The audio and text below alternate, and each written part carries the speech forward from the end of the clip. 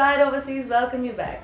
Today we have a very hot topic to discuss, which is whether we should go to UK or Canada from a student's perspective. So sir, what do you think? See, it all really depends which perspective we are looking from. And it's very easy to get stereotype. I get a lot of students जो कहते हैं जी UK तो expensive है. It's a myth because it completely depends हम किस perspective से देख रहे हैं. So, first of all, to lay down the foundation of it, we all have to understand that UK and Canada follow completely different education systems. Okay? तो सबसे पहला एक Indian student point of view से लेते हैं क्योंकि majority of the students we get are either going for undergraduate studies और postgraduate studies. So UK का education system is 10+2+3+1. 10th 12th 3 साल की बैचलर्स डिग्री होती है और 1 ईयर की मास्टर्स डिग्री होती है. कनाडा में इट इज 4 इयर्स का बैचलर्स डिग्री एंड 2 इयर्स का masters degree. Now this creates the whole difference between these two countries. हमारे पास अगर एक टिपिकली स्टूडेंट 3 ईयर डिग्री वाला आ रहा है, उसको कनाडा में जो चॉइस ऑफ प्रोग्राम्स है वो कंप्लीटली चेंज हो जाती है टू यूके, क्योंकि यूके 3 ईयर की डिग्रीज को एक्सेप्ट करता है. उसको बड़ी आसानी से सिर्फ 1 साल की मास्टर डिग्री मिल जाएगी, जो कि उसको कनाडा में पहले तो मिलना मुश्किल है 3 ईयर की डिग्री के बाद कोई मास्टर्स प्रोग्राम, और अगर वो मिलेगा भी तो 2 इयर्स का तो मिनिमम होगा. तो अगर हम कॉस्ट ऑफ एजुकेशन को ऐसे केस में देखेंगे तो यूके सस्ता पड़ने वाला है, क्योंकि यूके में मास्टर सिर्फ 1 साल की है. So this creates the whole difference. Now, उसके बाद ये इस बात पे भी डिपेंड करता है कि क्लिशे है कि जी UK is more expensive as an living cost. Depend करता है. अगर आप सेंट्रल लंदन को कंपेयर कर रहे हो मे बी कनाडा की टिपिकल सिटी से, तो yes London is more expensive, but not the entire UK. So that also needs to be remembered कि आप कहाँ रहने वाले हो. तीसरा सबसे बड़ा फर्क जो आ जाता है वो पीआर के टर्म्स में आ जाता है.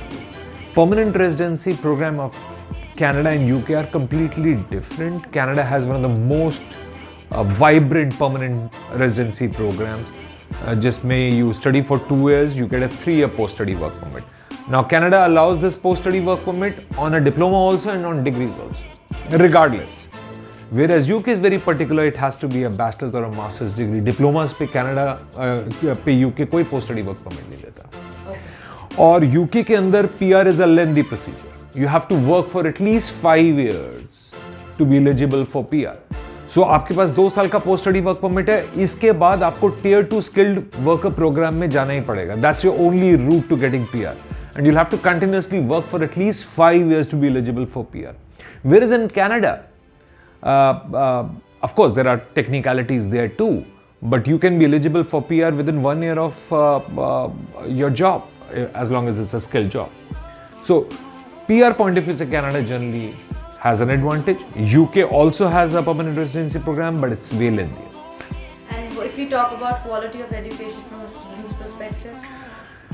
See, yes, UK has 160 odd universities. Canada has 1/4 of those. So yes, UK has traditionally been a hub of education, which Canada is not such a big hub. So Canada has some very fantastic names in international education. But yes, if I'm talking in terms of postgraduate, UK has far more options because UK doesn't have this problem of seats for postgraduate students. Postgraduate mein Canada hardly has very limited quotas. Top universities have 2-3-4% quotas for international students because they are struggling to,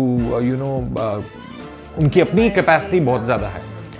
UK doesn't have any problem like that.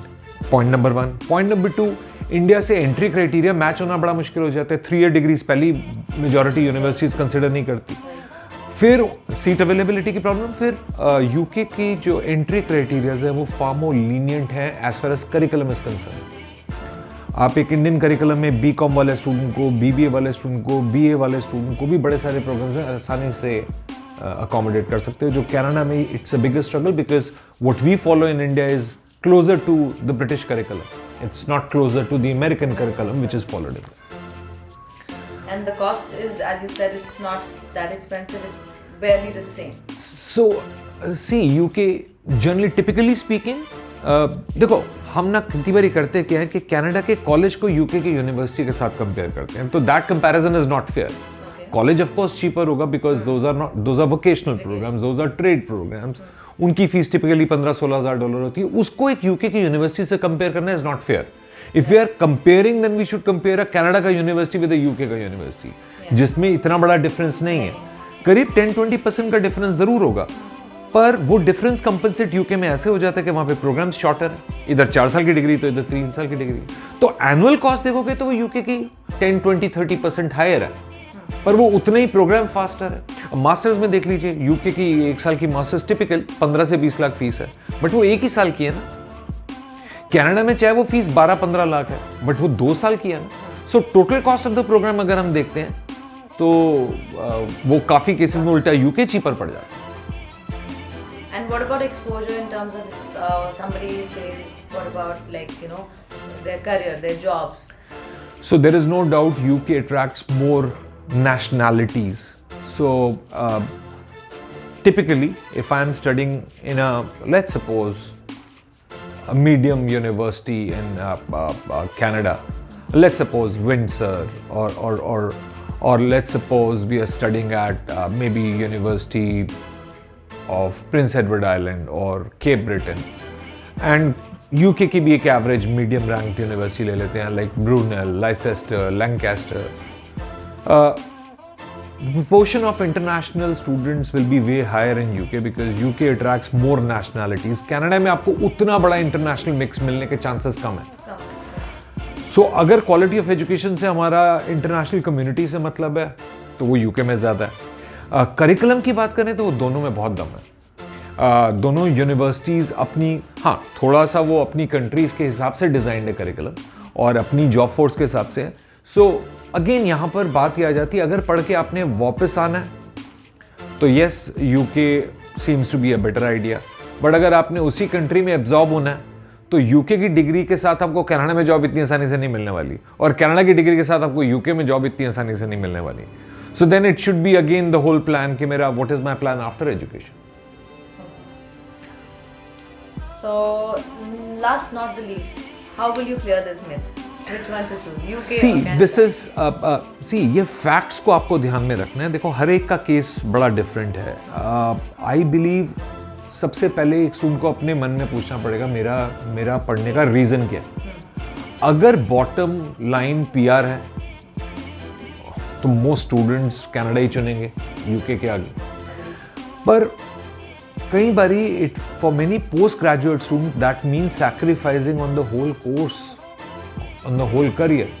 अब किसी की 3 year degree है, in such a case it UK can make good sense कि at least you will not have to sacrifice on your course choice. Of course वहाँ पे course choice आपको अच्छी मिल जाएगी, लेकिन PR थोड़ी चैलेंजिंग है. You will have to prove yourself. ऐसा नहीं है कि यूके PR नहीं दे रहा, बट इट्स मोर चैलेंजिंग.